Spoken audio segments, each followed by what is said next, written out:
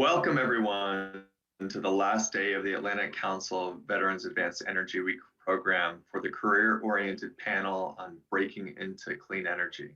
Before we get started, there are a few housekeeping notes, namely that today's session is on the record and live streaming on the Council's social media platforms.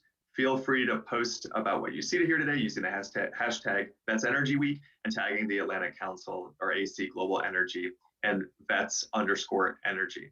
There may be a few time for questions at the end of the event today, and feel free to enter them into the app via the Q&A function on it. And now for the event itself. So my name is Mike Peterson. I'm a Navy veteran and a current Atlantic Council Veterans Advanced Energy Fellow who spent 12 years of post-military employment in the energy sector and a winding career path that began with a logistics and supply chain role dedicated to supporting on and offshore fossil fuel development, followed by another assignment in Western Hemisphere government affairs and strategic functional planning. And now I'm on the business side of the clean energy sector in a current capacity as a biofuels commercial manager for the global energy major Shell, in which I'm focused on organic waste to energy opportunities aimed at the transportation sector's decarbonization journey.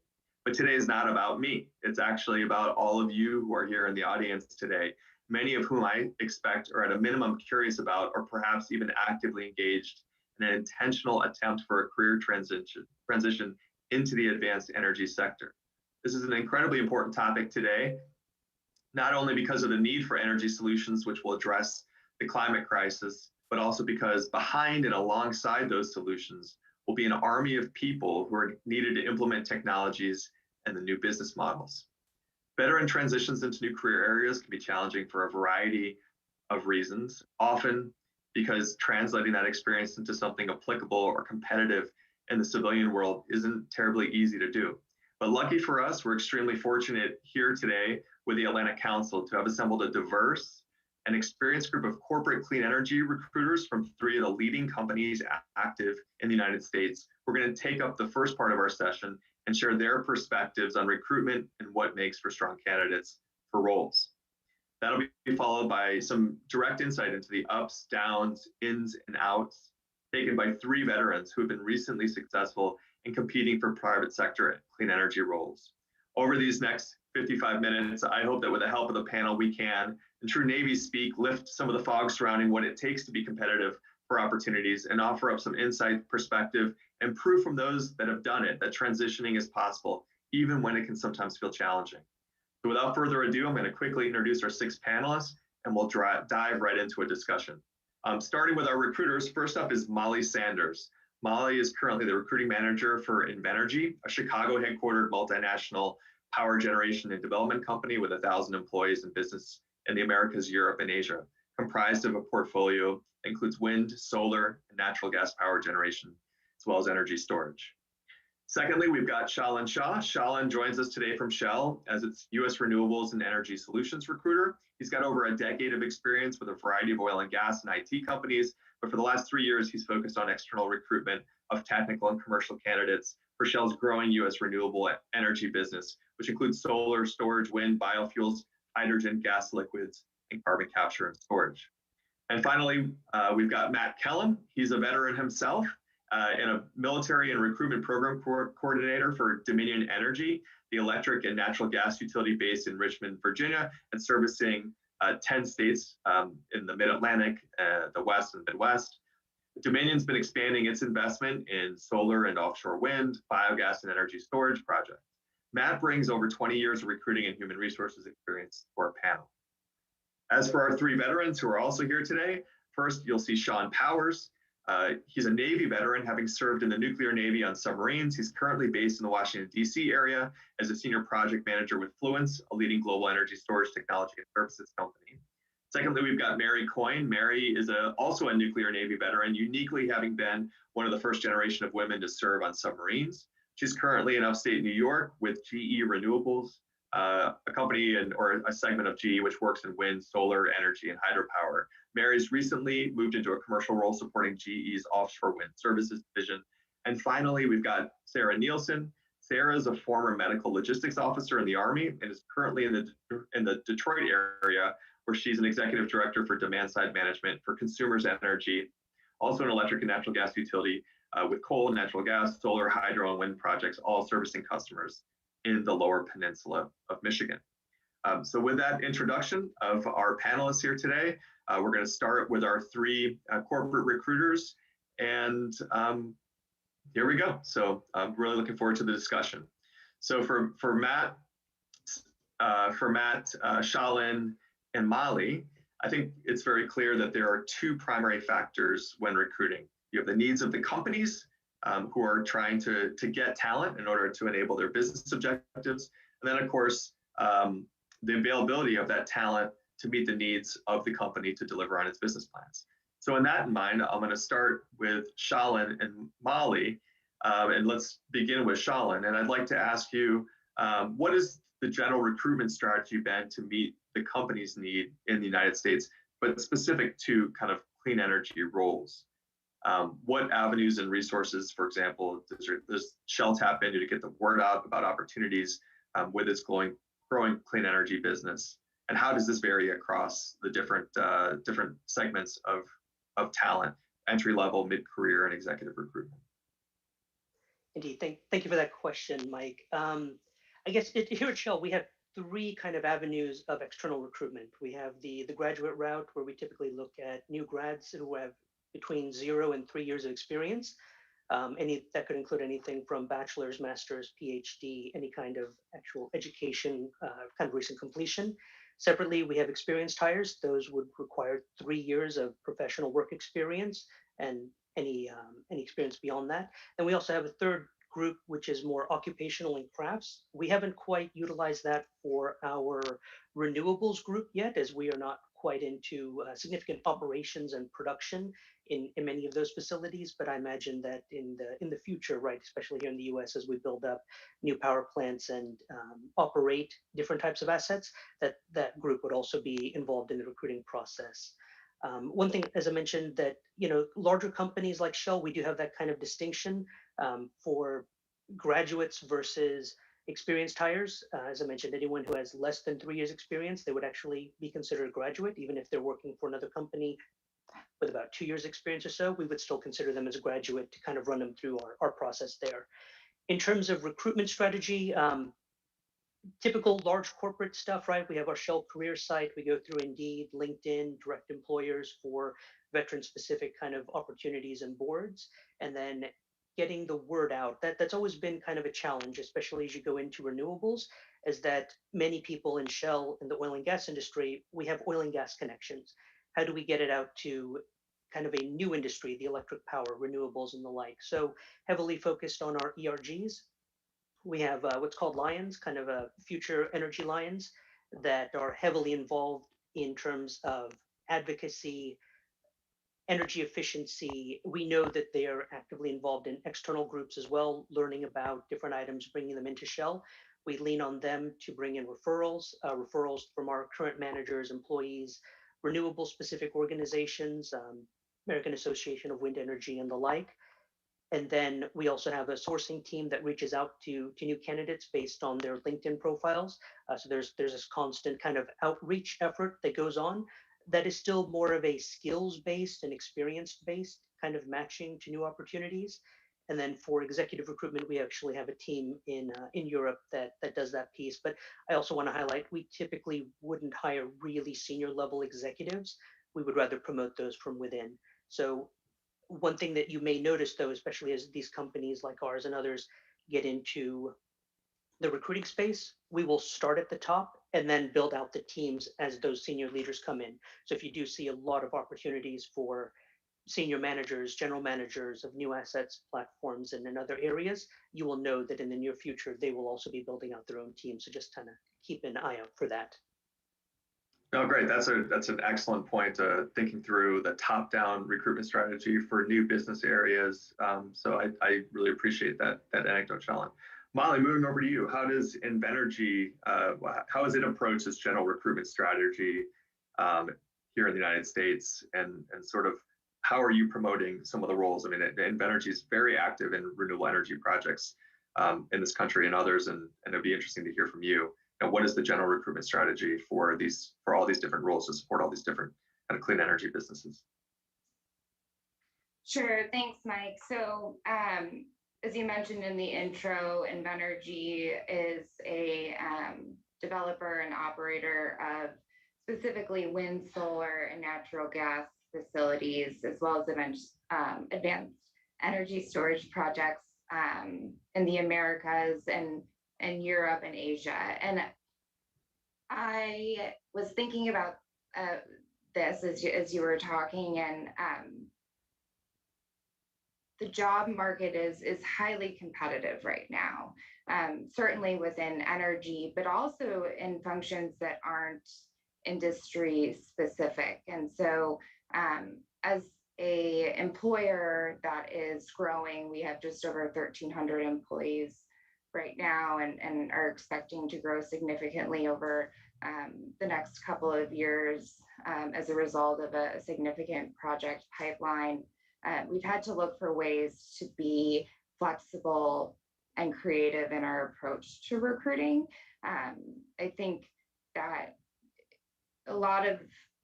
there are several components or several factors that have impacted how competitive the talent market in the US is right now. I would highlight the COVID-19 pandemic and the shift in how and where we work.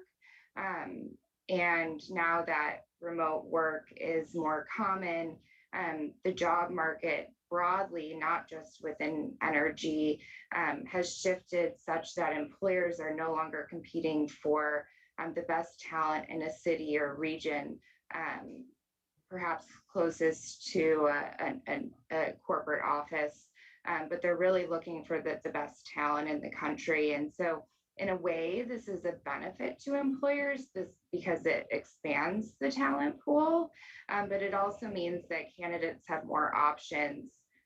Thus, we're competing with more offers that our candidates have as a part of their job search. And so, this has required our recruiting team, but also our organization, to be flexible in terms of our expectations for where candidates and potential employees will work from, but also talking with hiring managers or hiring teams about these market conditions and making sure that they understand things look just different than they did certainly a year or two ago in terms of level of competition in the market. And so this means carefully assessing what's a non-negotiable qualification versus one that's preferred. And I think that that's important to point out because I am seeing more flexibility in terms of our hiring requirements, particularly at an entry or like more senior individual contributor level. But there are, of course, roles where we can't compromise on requirements. Therefore, we need to figure out as an organization how we're going to meet candidates where they are. You think about things like the talent pool for offshore wind in the United States is pretty specific in terms of region. And then finally, I'll wrap this up to say we have been doing a great deal of outbound sourcing, specifically on LinkedIn, and to the earlier point about referrals and sharing and trying to get our team members outside of the immediate recruiting team to share with their networks, asking them to really tap into and post on their LinkedIn or within their social media, because I think that and ultimately, if a current employee comes to us and says, I highly recommend this person, I used to work with them or be on a team with them, it makes it that much easier for our hiring teams to be willing to move forward and be flexible, even if there's not an exact match in terms of skills. No, that's great. Thank you. Thank you so much, Molly, for sharing that. I think I'm going to turn to Matt next, and sort of related to that question. Matt, are you seeing, and is Dominion Energy seeing, when it's focused on the talent market in the United States, and this being a relatively new business area, especially for the energy industry, with quite a bit of rapid acceleration and deployment, and whether it's as a result of policy or just pure economics and business opportunity, what is your overall view of the U.S. talent market? Do we have the right skills as an American population to meet the need of this kind of clean energy and advanced energy economy? Or is it a challenge because of the pace of rapid expansion and projects and capital? And can you articulate what some of the challenges might have been for you, or perhaps they're similar to what Shalan and Molly talked about, and being able to source the right people for the right roles on the basis of the skills and requirements that the businesses you support are asking for, and as they begin to build out their teams or recruit for their own business lines? So the answer is yes. I think that here in the United States, and certainly as we're talking to a population of military and veteran individuals, there's certainly talent. There's no doubt, and I think we can explore that here in just a moment. But yeah, I think there's some other challenges as well. So I'll just start off by saying again, in the intro, you'd mentioned Dominion Energy is based in Richmond, Virginia, and we do actually have representation across 17 states, or excuse me, 16 states. But here in Virginia, in last year, the Virginia Clean Energy Economy was, Virginia Clean Energy Economy Act was passed. And I think that's really important because that basically says, as a state, we're going to work together on these things.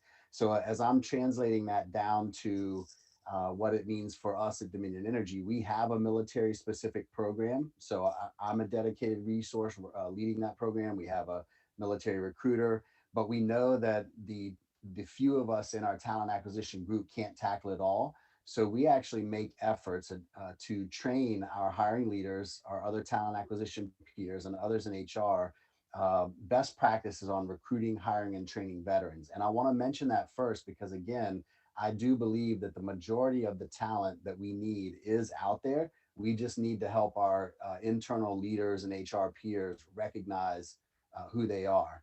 And so real quick, just on the other piece of the challenge, I guess, is that, yeah, there are some skill sets that we have to ramp up and develop. For example, offshore wind was mentioned, and Dominion's proud that we have our first two pilot turbines off the east coast of Virginia producing electricity already. And as soon as additional approvals come through, we'll be finishing that offshore wind farm. But we haven't had offshore wind technicians here in the U.S., at least not in Virginia and off the coast of North Carolina. So we've already begun, actually over the last few years, partnering with training, educations, community college systems in our respective states to offer, the GWO, Global Wind Organization, has industry recognized training. So offering training to those folks. So so there's a couple examples. One, I absolutely believe the talent is here. But in some cases, if it's a specific type of technician, for example, we do need to have the partnerships out there to train them up. And in that case, I don't think that that's really much different than any other type of bridge curriculum that we might talk to transitioning service members and veterans about. So the other thing that I would like to share, and I think Shalin mentioned, college programs. I'll relate to it this way. As folks are transitioning out of the service, I believe that one, they can target energy programs or energy courses at the respective schools that they might want to pursue. That might be a good way to help them during their transition months or even a couple of years, prior to separating. That's one way to I guess translate or break into the energy industry, is to have show that you have an interest in the industry and start getting some of that knowledge and training.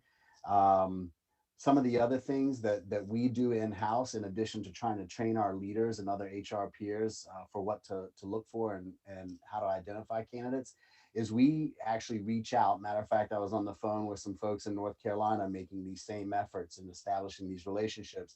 But we reach out to the secretaries of Department of Veterans Affairs, the secretaries of Commerce, the chambers of commerce, and all the folks that might kind of trickle down underneath those types of leaders, as well as the military installations in those respective locations. and we build relationships with them to the degree that we possibly can, so that we can meet these transitioning service members, and some of whom are on our panel today, and we can actually have conversations with them. We do all the same type of recruitment activities that Molly and Shalin mentioned. But I think what's really important for the service member and veterans and even the spouses is to know who to reach, how to reach them, and then not be afraid to invite those conversations. Because what my partners and I want to do is we want to have conversations with you so that we can kind of peel back maybe the tactical layers and figure out, what skills do you already possess that we can, highlight and align with some of the positions. Um, so I'll pause there. There's a lot to tell, but I think some of the deeper part of the conversation is how do we as employers, how do we explore that and have conversations with the transitioning service members and veterans so that we know that they do already possess the talents we want. No, thank you, Matt. And actually, I think that's an excellent segue into sort of my next question here for the recruiters. And I think I'll turn it over to Shalin first. What advice would you offer a transitioning veteran, keeping in mind, maybe they came, they're, a good example, they're in the infantry in the Army, and they're just leaving their active duty service. Maybe they don't have any, skills today that are directly translatable on a resume. They've got some leadership, some management experience. What would you talk to someone who's interested in a career path, but coming from somewhere that is not directly applicable, or at least not inherently applicable? A little bit, to what Matt's saying about, taking the time to peel back the layers on that person and figuring out, what they do offer and how that might align. But what would you suggest to someone who is looking to transition as a veteran, either directly out of the military or perhaps coming from another company, another different career path, and trying to enter, a side of a business or an energy business that is focused on this growth area now? And how can they position themselves in a positive light? Or if they're not necessarily competitive because they don't have the requisite technical skill yet, what sort of expectations should they have, and what advice might you offer them from a recruiter perspective to say, hey, maybe it's not today, but in a year from now, if you consider X, Y, or Z, that might help you drive towards a path here. Shalin? Yes, indeed. There's a lot, I know, kind of contained in both what Matt was saying in that question there. But I think the biggest thing to understand is that even if you don't have the background or experience that what the job is looking for, what a lot of companies, especially like Shell and others, as I heard Matt was doing, is we're starting to more focus on the skills that are required to do the job. And then we want a person with a learner mindset. Is that we know we're not going to find somebody today right now that has 15 years of wind farm design, or as we're finding right now, offshore wind. That's not something that's been done in the United States to the same degree that it has been done globally. So the skill sets don't necessarily, the background and experience, I should say, don't exist, but the skills in many cases do. I'll give you one example of a candidate we had interviewed.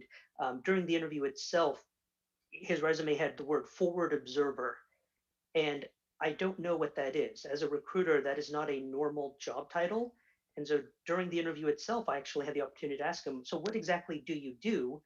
And he explained he was in front of the Army, and he was relaying intelligence and reports and all of the actual operational aspect of what he did in that role.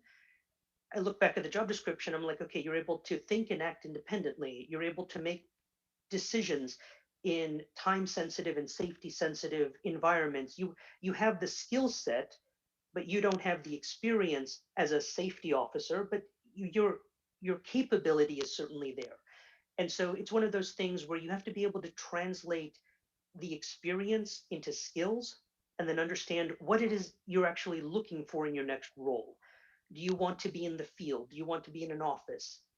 Do you want to be commercial? Do you want to be technical? Is there a particular industry that really speaks to you, whether it's solar, wind, hydro, hydrogen? Are you trying to do something brand new?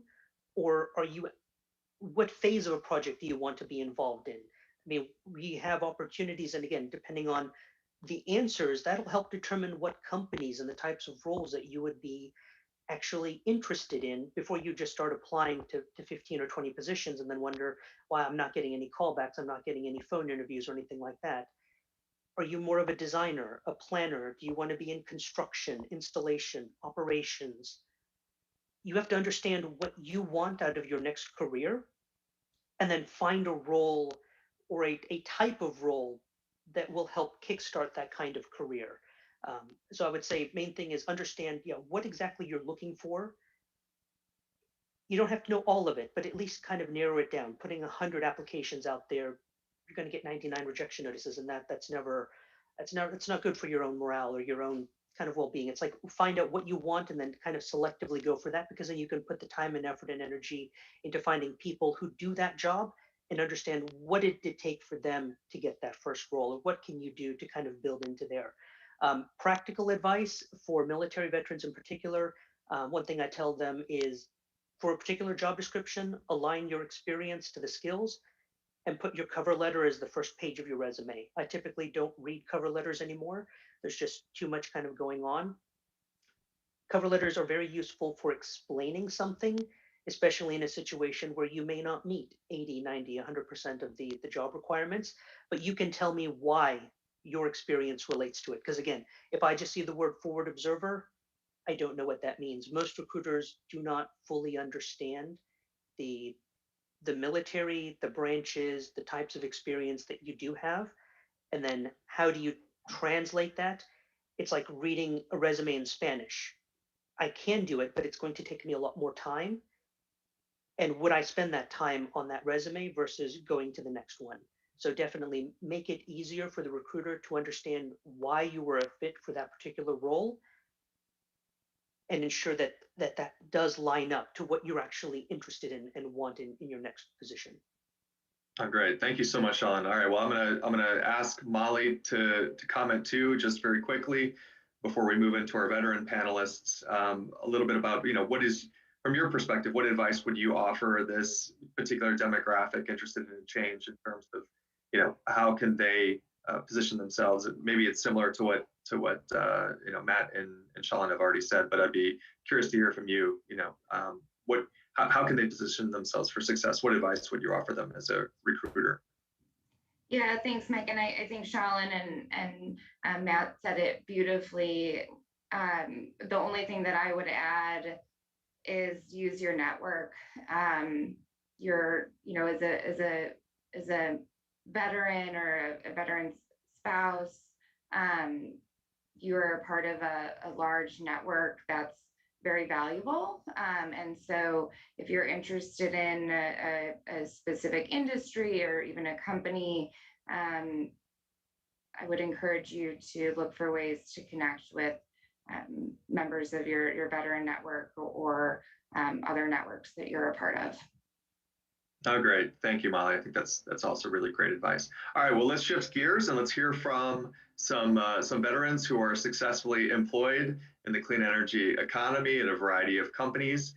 This is an opportunity for us to hear a little bit about their journey to get there, and then hear some of the not only their journey, but the challenges that they faced on that journey, and then some advice that they might offer in the same vein that our recruiters just offered for us. So I'd like to begin with Sarah Nielsen, who I introduced at the very beginning. Sarah, and then we'll have Sean, and then end with Marianne. Sarah, can you please talk to the audience a little bit about your journey to the role that you have today, and what that was like for you? And out of curiosity, also answering, was clean energy something that you planned on with intention, or is it something that just happened over the course of your pursuit of a private sector career? Mm-hmm. Great. Yeah, thanks, Mike. So my name is Sarah. Right today, I work for Consumers Energy. Like Matt, I'm in the utilities field. Consumers is an electric and gas utility in Michigan. So how did I get here? Out of college, I went active duty as an Army officer. I was medical logistics, but with a specialization in environmental science. So right from the get-go, I did have an interest in environment. Wasn't quite sure about the energy piece, but definitely environment has always been a thread. So I was active duty for 5 years, got out, went to graduate school, got a joint degree, an MBA, and then a master's in environmental science. After that, I took a job in management consulting. I worked for a niche firm that's focused on innovation and how to help companies avoid disruption when there's a lot of change in the industry. So you can see how that was setting me up well for where I am now. So I did that, and then moved to this job here through, network. So here in Michigan, I went to a group called Advancing Women in Energy. Met someone there that night who introduced me to someone who introduced me to the person that hired me at Consumers. They just happened to be starting up a corporate strategy team and needed to hire strategists. So that's how I landed here. So I guess the couple highlights from that. Yes, there's always been this thread of environment, but I was actually more interested in water originally. I was doing a ton of calls trying to figure out where I could get a job in water. And then I started looking into the energy side. So I think keeping like an open perspective on that, but I've always had that energy thread or that environmental thread. And then the other piece of it is just the timing of it, and using your networks to talk to people, You never know where those doors will open up. So that's me. Okay, great. Thank you so much, Sarah. Okay, moving on to Sean Powers here. Sean? Yeah, thanks for having me, Mike. And yeah, I attended this conference last year and actually really kind of kick-started where I am now. I served in the Navy as a nuclear power officer on submarines, stationed in San Diego on the USS Jefferson City. And then I got stationed for my shore duty afterwards at the Pentagon, which led me to Washington, D.C., where I currently reside. When I was getting out, when I separated from the Navy in 2012, I wanted to stay in DC, but also continue to work in energy. And so that led me to find an opportunity with Shell as a operations supervisor, working on a rotation between working in Texas and having time off to continue to live in DC. I spent 8 years with Shell, and really enjoyed my time there. I was working in oil and gas or onshore oil and gas business in West Texas. But after a while, I kind of decided I wanted to, energy has always kind of been my focus, especially transitioning from nuclear to oil and gas. But several years ago, I decided that I wanted to make the transition to a clean energy. I had a couple opportunities I pursued within Shell, but did not find anything that really matched my desires and my skill set, and it led me to eventually decide to leave Shell to focus on external opportunities, and left Shell towards the end of last year, and ended up reaching out to just a lot of people in the clean energy space, particularly focused here in the DC area. Although, as some of our recruiters have mentioned, there's been more opportunities to look more nationally than there's ever been. But I ended up reaching out to another veteran at Fluence, who he was a surface nuke officer. We had a great conversation. He encouraged me to apply to one of his roles. Went through the full interview process for it's a manager role in the commissioning team, and ultimately was unsuccessful with that position. And afterwards, when we talked, he said really wanted to continue to pursue, my options for bringing me on, and ended up interviewing and joining the company as a senior project manager, which ultimately I think lined up with my role, with my skills a lot better. And so I would just say, kind of one of my biggest recommendations is, it's a grind when you're trying to find a new role, and you just can't give up. And there's going to be times when you might be discouraged. You really have to continue to push forward and continue to look for opportunities. But then, as some of our other panelists have said, looking for other vets is a very, very fruitful way to really use your network and be able to help someone to translate your skills and your experience into what's meaningful for the companies to meet their needs. No, great. Thank you for that overview, Sean. I think we'll dig into that a little bit in here in a few minutes, but why don't we then turn it over to Mary to talk a little bit about your journey to GE Renewables. Sure. Thanks, Mike. And it's funny to hear these two different stories and realize how I'm just on the total opposite end of the spectrum. I ended up where I am just through a series of happy accidents and good graces of veterans I've met along the way. So I was actually a political science major in college and got a master's in international policy.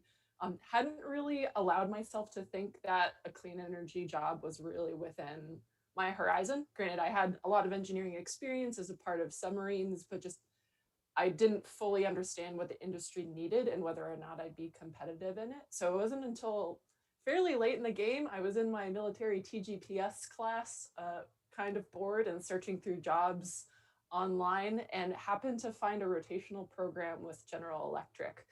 Now, something that had been eating at me for a long time as I was applying to these different jobs, consulting, startups, et cetera, was I had no idea what I actually wanted to do. And I was petrified of signing up for a job that sounded great on paper. And then I got there and I just hated it because I didn't understand what the different roles meant. And so this rotational program seemed extremely exciting because it would allow me to try different things before finally committing to something full time and letting me dip my toe into the renewable energy waters, because I, it's really hard to describe the awe when you round a bend in Montana and you just see hundreds of wind turbines across the landscape. It's so cool. And there are very few things I think in this world that inspire that awe in me personally. It's like space, submarines, wind turbines, like that's it. So if I had the opportunity to just try and start somewhere, I figured maybe over time and just getting to have conversations with people in the industry, I'd be able to find something I loved. And fortunately, again, through the good graces of veterans and the good faith that they placed in me, I've been able to find a role with our offshore commercial team with GE. There's a lot of work to do, but it's the right place to be. So through a series of fortunate events, is how I tumbled into this seat today.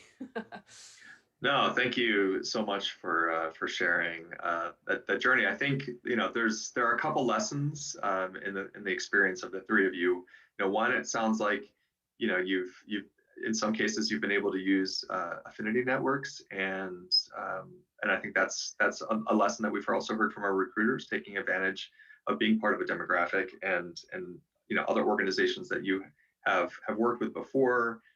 That have a vested interest in helping others that share that same affinity. So I think that's all fantastic. I think I'm interested in hearing from the three of you. Of course, I have my own opinion based on my own experiences of getting myself through this and into a role that feels meaningful to me in the clean energy sector.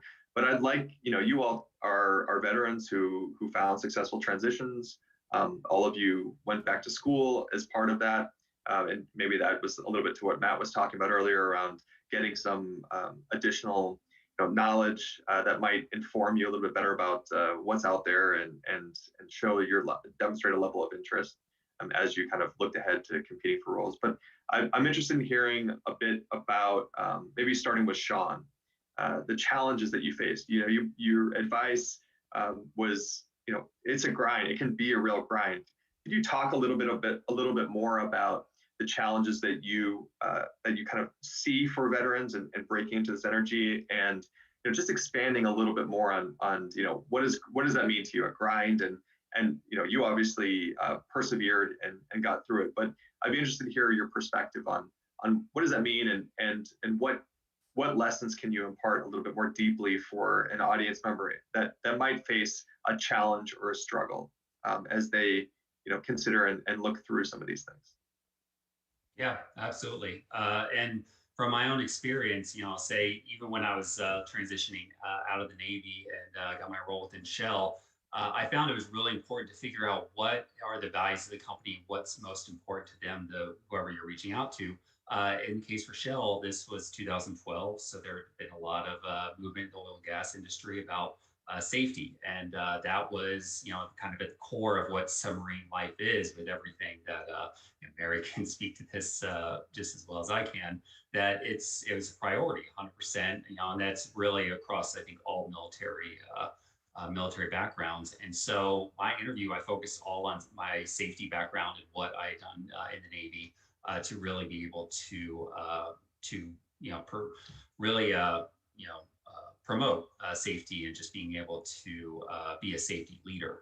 When I was looking at my role with Influence, I had really tried to understand what their values were, where the company was and where they were going, and really be able to speak to those values in my own experience, what I'd done. A lot of it was around, they were a growing company that was trying to build processes and being able to speak to what I had done in the Navy and with Shell really helped me to stand out, I think, when I applied. The education side is also, I think, really important. If you have the opportunity to use the GI Bill and gain some education, that does help make up for some of the experience that you may be lacking that they're looking for. I had pursued an MBA when I was on rotation with Shell, and while I was out in the oil field, was logging into online classes, and that I think was really beneficial. And just most recently, before I applied to Fluence, I earned my PMP.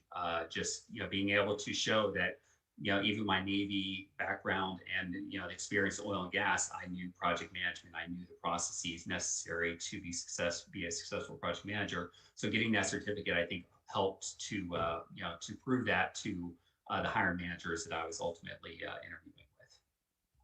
Okay, no, I think those are excellent points, and yeah, no, thank you, Sean. I really appreciate you offering that insight. Kind of shifting back over to Sarah. Sarah, you talked a bit about your journey there and how it resulted. You sought out a women in energy group in Michigan, and that led to a contact.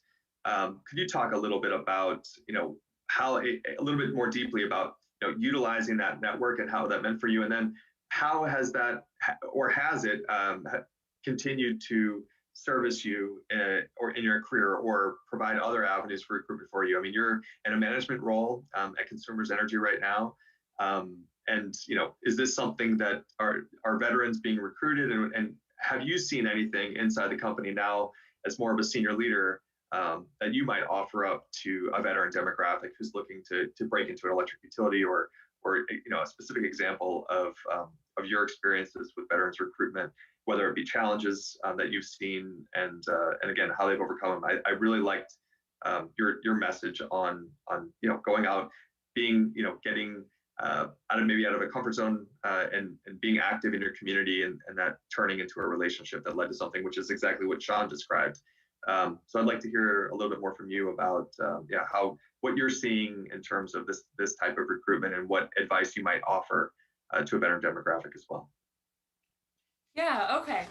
Yeah, so the power of networks and what we're doing at our company. Well, I think I think the power of networks is very evident. And so I think anyone job seeking should take a look and just write down, you might surprise yourself. I mean, if you are a veteran, that right there is one huge network. And then I'm sure you could go, even into more detail around what type of work you did in the military. And there's a lot of veterans groups out there that very much want to help, like they exist to help. And then also thinking about like school. So my graduate school program is a great network as well. And then I found this one in Michigan for women. So yeah, I can't underscore enough how important that is, especially because you never know what job might come up or what opportunity. And so just meeting people and doing that in an organic way really sticks. So, and then you said the word community, and I think that's helpful too. There's their physical community, but then there's also the online community, the digital spread out community based off of shared interests. So I think all that's really, really important. I'd say there's two other things I'd want to add. One is there is, like, unless you go through a rotational program, so there's like a lot of leadership programs if you're coming out with your MBA, for example, or like even specific veteran leadership programs. But if you're more of like a free agent, then you're going to have to get creative about the opportunities that you see and how you evaluate them. So for a lot of veterans, especially officers, you'll end up with this mismatch of skills when you're going into a new industry. You are way above your peers in terms of the leadership experience and responsibility and like all those things, but then you're way behind in terms of understanding the industry in that particular company. And so I think like being aware and humble about that mismatch is really important, because yes, you have all these great skills in one area, but then as the recruiter is sitting there, they do see all that other stuff. And so I think being aware of that, and speaking in your interviews about that mismatch and how you're going to overcome and et cetera is really powerful. And it shouldn't let you be demoralized by it either, because I think the goal then is get in the door, maybe at a role lower than what you might have expected because you don't have that industry and company experience. But that leadership and that top level project management experience, it's going to accelerate you. You know, if you work hard, if you do the right things and like leverage that skill set, like that will accelerate you past your peers. So that's one piece of advice there, is like that mismatch is really common, and don't let it prevent you from taking a role in an industry that you're really interested in. And then my second piece of advice is very related to that, which was the best advice I got as a person looking for a job, which was when recruiters hear that you're a veteran, they're going to have a certain, there's going to be a certain set of assumptions about who you are because you're a veteran. And some of them are going to be really good. Some of them maybe not so much. Like, is this person going to be really hierarchical? Are they going to be really rigid? So there's being aware of the assumptions, and then using the time in the interview to either validate, like kind of negate the ones that are maybe negative, and show, you know, that you are okay with ambiguity and fluid environments, and like a central, like a flatter organization. You know, spend the time there rather than spending the time reinforcing what they probably already think about you, was really helpful advice for me. Sarah, those are two really, really important pieces of advice, and they both resonated with me on the basis of my experience. And I know I'm the moderator, not a panelist, but you know, I think I want to reinforce your first point to the audience that's here and interested in this is, you know, I was 31 years old when I finished a graduate program and was recruited by Shell. And when I was recruited by Shell for an MBA higher position, I came in with a higher salary, but I started at a level that was equivalent to someone who was 22 years old and had just graduated from an undergraduate degree without any work experience. And when I didn't realize exactly what that meant when I was being recruited, but when I did initially, I was kind of irritated, and I thought, what, I'm like 9 or 10 years older than everyone, and I got all this extra education, and look at me, I was in the military as an officer for 6 years doing all these things, and it felt unfair. And I had someone say to me, which I've shared with Matt Kellum before, and I think it's perfect for a veteran, is, you know, you wouldn't take, you know, a random man or woman who's an oil and gas engineer on a platform at Shell and throw them in the seat of an F-15 and expect them to just go fly or lead a squadron. So why would you expect that you, who doesn't know anything about this energy sector and you're just trying to break into it now, would be afforded an opportunity that doesn't match up with your knowledge or skill sets, where you're just at the beginning of this? And I thought that was really good advice, because what they also noted to me was, you know, you have a lot of experience, you have a lot of leadership and management skills, and that maturity and that experience will shine. Just give it time, and you'll see yourself move up probably more quickly than the peer group that you start with. And that certainly was the case for me. And I thought it was excellent advice. And I'm using that to illustrate something about the mindset of leaving one industry and moving into something else.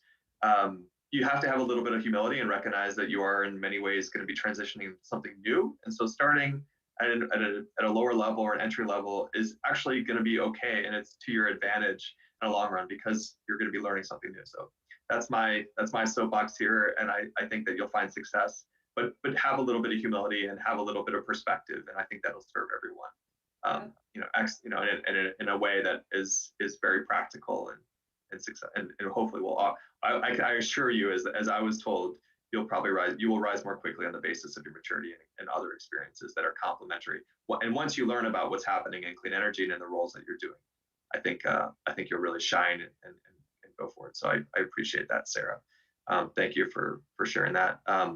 Moving on to Mary. Mary is interesting because she's you know, in the relatively early stages of a clean energy career, and she is a part of a junior officer, a dedicated junior officer rotational program that GE offers. And GE is not the only company out there that offers something like this. So Mary, I'd like to hear a little bit about your experience with the rotations. You talked a little bit about appreciating this opportunity to move around every 6 or 9 months over a period of years to give you some diversity of experience, which I think these types of programs are incredible, and they're exactly what you should get when you're starting off something new. That type of opportunity for diversity of experience is invaluable. So could you talk a little bit about how you found that program, and a little bit about the experience of it, because it's not unique to GE Renewables. Many companies will offer it. and that might be something of interest to a certain demographic in the audience. Definitely. Oh, happy to. So, as I mentioned before, I got here through a series of happy accidents and using my time at TGPS to search for jobs. So, the rotational program, I think, has gained foothold in a lot of different parts of the industry, and renewable energy is starting to pick up on that. It's existed in aviation and healthcare, at least for GE. I can't speak for other companies, but it's existed for a number of years there. So the structure was available, but it's been, if you're like me and you need to try something before you buy it, it's been wonderful, because not only has it helped color in the lines of what different roles mean within a given organization, it's also helped me realize what strengths I have that I wasn't aware of when I came in from the military, because it's really hard to translate that, and also what gaps that I have professionally and what I need to work on, and use it. I can use these rotations to help try and fill that gap. So for example, I didn't really have a whole lot of experience working with product development from submarines. Who knew? So I was able to do a product development role in my first couple of months with GE, and that's been immeasurably helpful for helping me find a commercial space and actually understand all of the different things that feed into that space.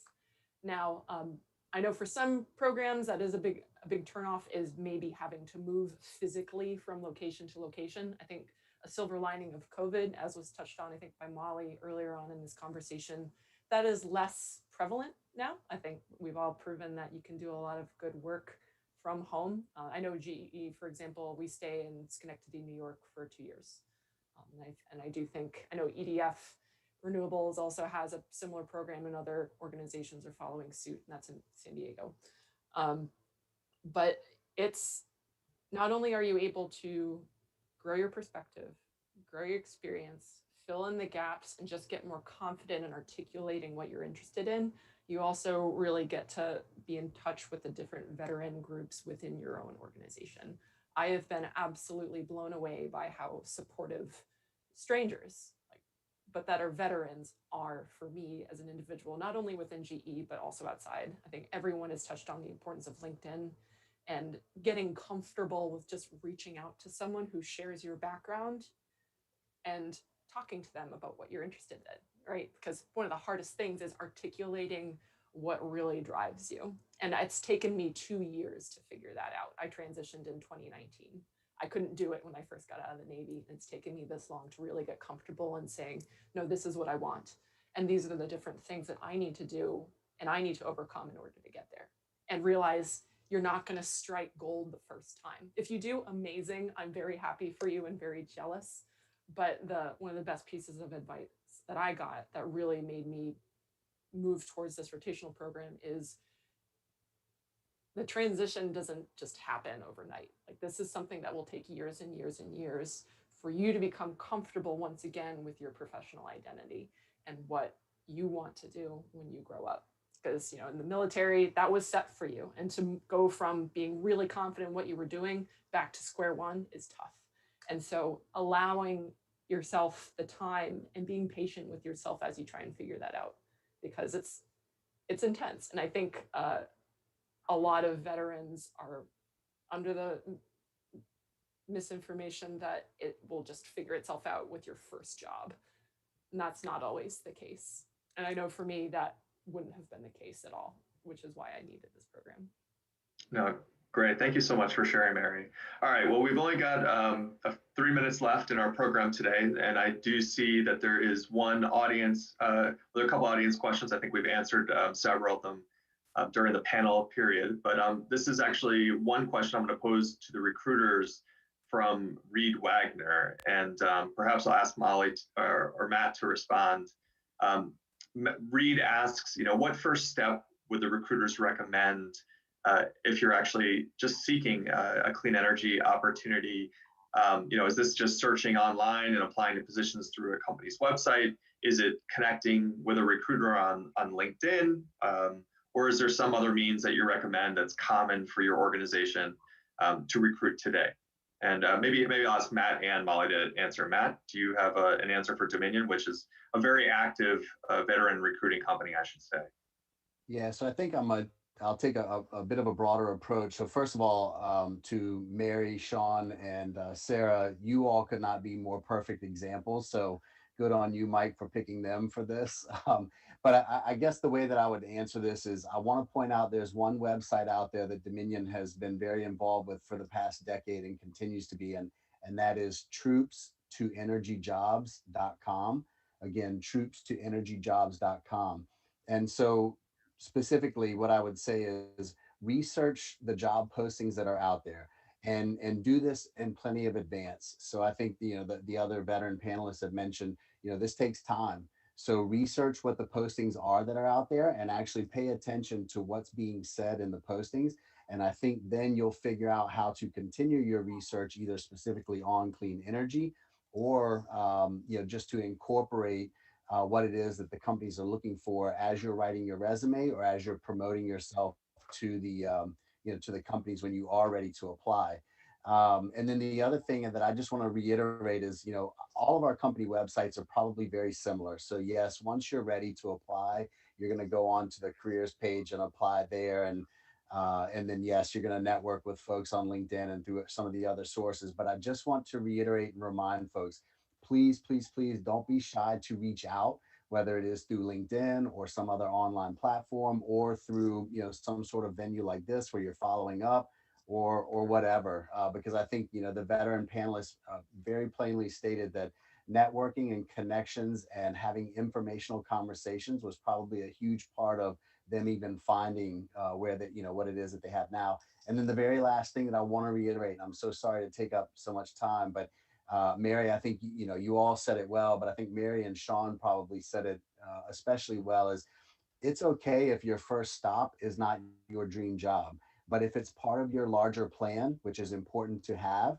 and that plan can evolve as you go. It's okay because there are some companies out there that are actually easier to break into in the clean energy space and gain that experience, and then maybe 2, 3, 5, however many years down the road you might still make a change at some point later. And I can just say firsthand, Dominion might not be the easiest to break into. However, at some point, we do have a lot of those veterans either coming straight out of the military if they have the right skills, or they're coming from elsewhere because they had to stop somewhere else first. So anyway, I hope that was meaningful to the question that you asked and to the folks that. No, thank you, Matt. No, thank you, Matt. I think I'm going to cut it off here because we're going to have to close this down and move to the next events. So sorry, Molly, for breaking off. But first of all, I've got to say to our 6 panelists here today, thank you so much for giving us your time and for the insights that you provided the audience. I know that this is something that I think folks will really benefit from. Appreciate you all being comfortable with making it available publicly, and hopefully others will utilize and stream some of the knowledge that you all have imparted on them. So I'm going to thank you all for joining us for this important and productive conversation during our Veterans Advanced Energy Week. And if you'd like to rewatch today's events or share a stream with a colleague or anyone else that you think might be interested, a cast replay is going to be available on the Atlantic Council YouTube channel and on our social media platforms. Coming up next is at 2 p.m. is a career conference event, a networking session in partnership with Solar Ready Vets, featuring veterans who are working in the solar energy industry. There's also opportunities today to engage with recruiters from Airbus and ISO in New England over the next couple of hours. So thank you all again. Hope to see you all there. Appreciate all the support from the Atlantic Council for our week here and all the staff involved.